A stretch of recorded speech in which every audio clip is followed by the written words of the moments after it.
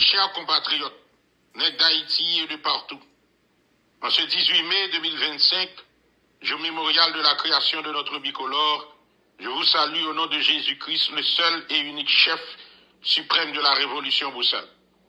Aujourd'hui, en Haïti, notre chère patrie, nous assistons au quotidien à la misère accable que le nègre subit. Une misère fabriquée par des siècles d'exclusion organisée, structurée et perpétuée par un système oppressif imposé par Pétion et hérité de la colonie. Il est métissé et consolidé sous les dominations successives de la classe pétioniste mulâtre syro-libanais. Ce système de domination s'est construit sur la marginalisation politique, la politique de d'oubli, l'inégalité des chances, la confiscation de la terre et de l'avenir au profit d'élites mulâtres et alliés occidentaux, perpétuant la fracture sociale, l'humiliation quotidienne, la dépossession identitaire et le mépris institutionnalisé. Les quartiers populaires peuplés de nègres sont les théâtres de la pauvreté, de l'abandon éducatif et sanitaire, du chômage abyssal et de la stigmatisation raciale des jeunes sans perspective, acculés et discriminés jusque dans la recherche d'un emploi ou d'une reconnaissance minimum. Et quand le nègre d'Haïti recherche à rejoindre d'autres rives, c'est l'exil qui devient sa patrie. Il part non pas dans l'espoir d'un retour, mais dans l'obligation de survivre, chassé tant par la misère que par la violence et l'injustice, acteur involontaire d'une diaspora contrainte.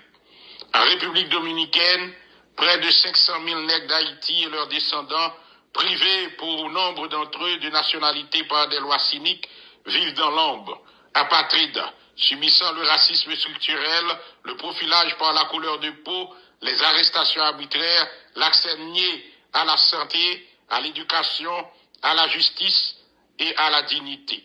Les négresses enceintes sont discriminées dans les hôpitaux. Leurs enfants privés d'école et menacés d'expulsion du jour au lendemain. Les violences policières, la chasse aux nègres, les expulsions massives donnent à notre voisin la face la plus sombre de l'exclusion raciale et inhumaine. Aux États-Unis, la violence raciste institutionnelle a pris ces dernières années un visage effrayant devant le monde. Agents fédéraux à cheval pour chassant nos compatriotes nègres, familles minottées, recluses, séparées, expulsées sans jugement, brimées dans des centres de détention pour migrants. La politique du titre 42, prétexte sanitaire pour des exclusions massives, expose le nègre d'Haïti à la honte, à la violence, à la torture psychologique, à l'arbitraire et viole impunément le droit d'asile et la décence humaine. Mais, face à la tempête, il est une force plus puissante encore que toutes les politiques d'exclusion. C'est la résilience et la foi inébranlable de la dignité de la personne humaine qui habite le cœur du nègre d'Haïti. Malgré la misère, l'injustice et la répétition des humiliations, le nègre d'Haïti invente chaque jour les chemins de la solidarité, de la beauté, de la lutte, de la culture et de la fraternité vivante.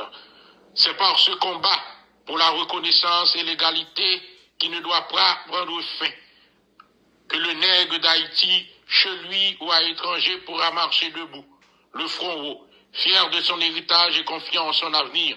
Il portera en lui la mémoire de ce combat, refuse la fatalité et par la force de son espérance, forge une société nouvelle où l'on ne lui demandera plus d'où il vient, mais seulement ce qu'il est capable d'accomplir, d'offrir et de rêver. Vive Haïti, vive la dignité noire, vive la justice, vive l'espoir, vive l'amour, vive la vérité, vive la révolution boussale. Jésus-Christ, le seul chef suprême de la révolution boussale. Merci. Lavoisier Junior Chérizier, leader MBBJ 109.